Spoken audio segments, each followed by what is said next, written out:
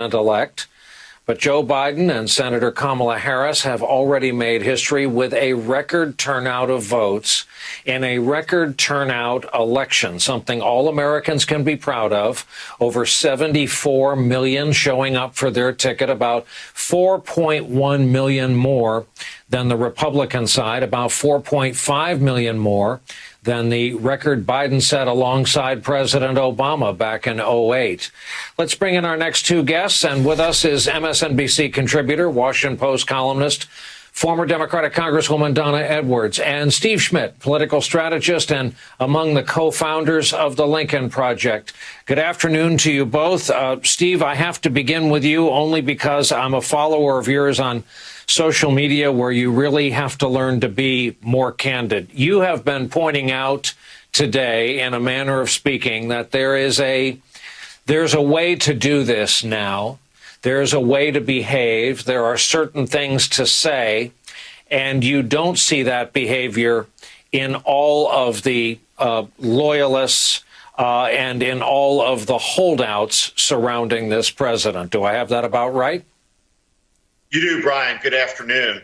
Look, Joe Biden is going to be the president-elect of the United States. And frankly, every leader of every network decision desk knows that the math is an impossibility now for Donald Trump. He cannot be elected president of the United States. There is no path for him to be elected when you look at the counties and where the votes are from that are outstanding. And so we are in this hour where I understand the caution. But by the standards of all of the networks and all of the news organizations, including through how the first 35 states were called in this election, at this hour it is clear, and these races should be called. Because with each hour, Donald Trump is able to use the confusion, his lying about the inevitable, to do more damage to our democracy. If there was an eclipse coming, and a news organization knew about a suicide cult with 1,000 members who were planning on offing themselves when the eclipse occurred, would news organizations not cover the facts of the eclipse? And the answer is they would. The president's feelings don't matter here. His temper tantrum doesn't matter. His delusions, his King Lear Act, the factotum, the enablers, everybody around him who is upset. It doesn't matter. They lost. And what happens now is we begin the process that culminates with the peaceful transition of power uninterrupted since 1797 at noon on January 20th. Donna Edwards, two things. Number one, there's a reason why there's a cocktail shaker not far behind Steve Schmidt. Everyone should have one nearby during this time. Number two, Donna Edwards, and I know you think about such things, how do you best advise Biden-Harris, should they prevail, to govern during a time where we can just look at the math, look at the turnout in this race? We couldn't be a more divided country. Well, I think we have to acknowledge we were divided in 2016. And I think what we do is what Donald Trump did not do, and that is come together from the beginning with a message of unity. That has been the tone and the tenor that Joe Biden and Kamala Harris have struck, especially in these days as we're awaiting a final decision about who's going to be the president-elect and the vice president-elect. And I think that they will demonstrate exactly that same kind of tone starting out. I think Joe Biden and Kamala Harris have an advantage of having served on Capitol Hill. They know those institutions, and I think that they will be able to at least borrow some of that steam in order to begin the process of governing. And you know what? The challenge is great. Starting at the beginning, as Joe Biden said, conquer this pandemic so that you can conquer getting people back to work and restarting this economy, and then do it in a way that doesn't just say we're going to rebuild the economy that we had, but we are going to build it better. That's it. That's his language. And I think what he means by that is doing things that unify people. Build infrastructure, roads, bridges, rail, all of the things that every single congressional district in every state in the country needs in order to grow their economies. And that is a way that you begin the process of governing. And people come together when there are jobs at stake. And I think that Joe Biden and Kamala Harris have exactly the right tools and the tone to be able to do that. Steve Schmidt, when I heard Marco Rubio, I guess the day before Election Day, kind of saluting the folks, the Trump caravan that almost ran the Biden bus off the road, you know, you hear something like that from someone who's supposed to be a mainstream Republican senator, you realize that Trumpism, and that's part of what the Lincoln Project was formed to defeat, Trumpism is a powerful thing. It may be a loser politically, but do you anticipate it to survive Donald Trump? Oh, absolutely. Look, we have almost 48% of this country that's voted for a statist, authoritarian movement with fascistic markers that's hostile to American democracy, to the rule of law, that venerates an individual that's a cult of personality.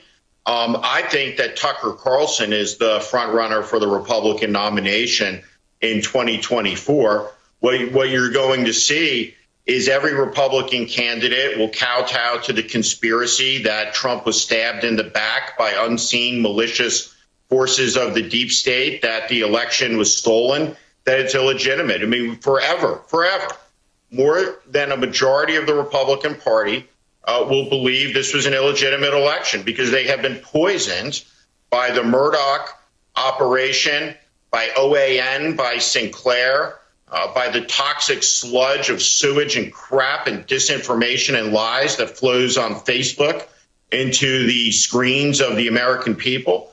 And so this is a long-term fight.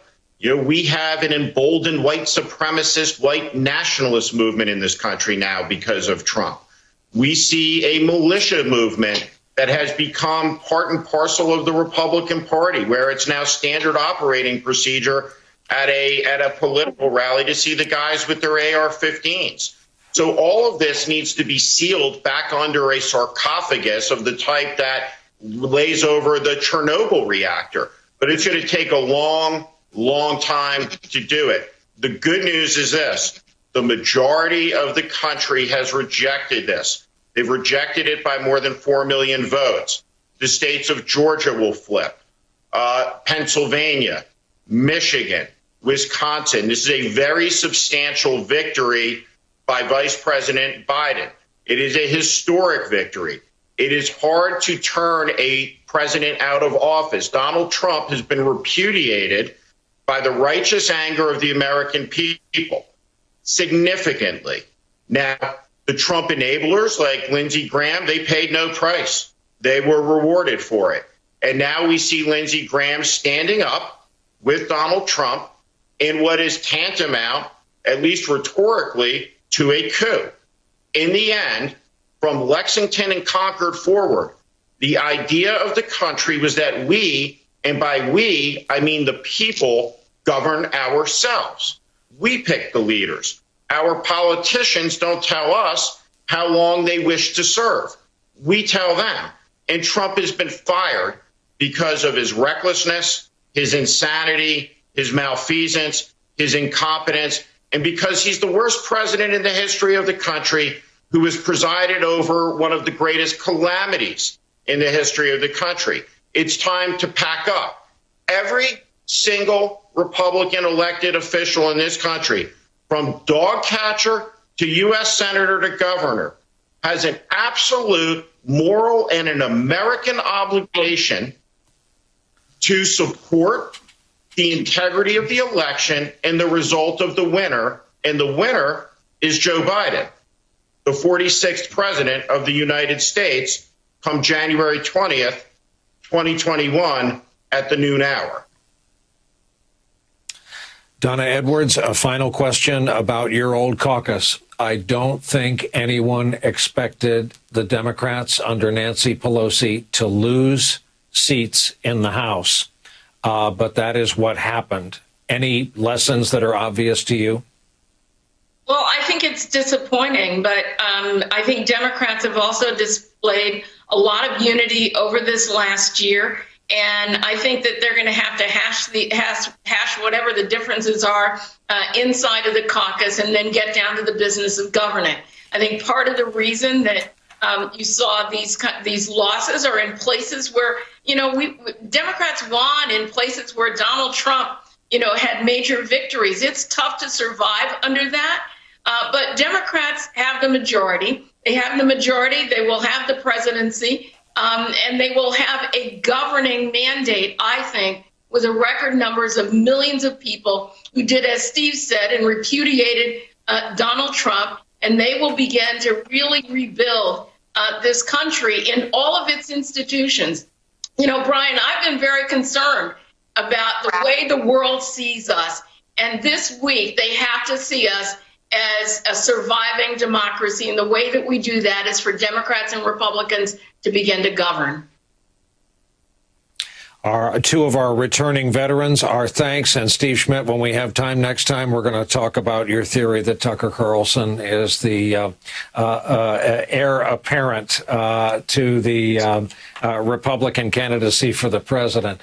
Up next for us, Arizona, Nevada remain too close to call. We're going to swing out west.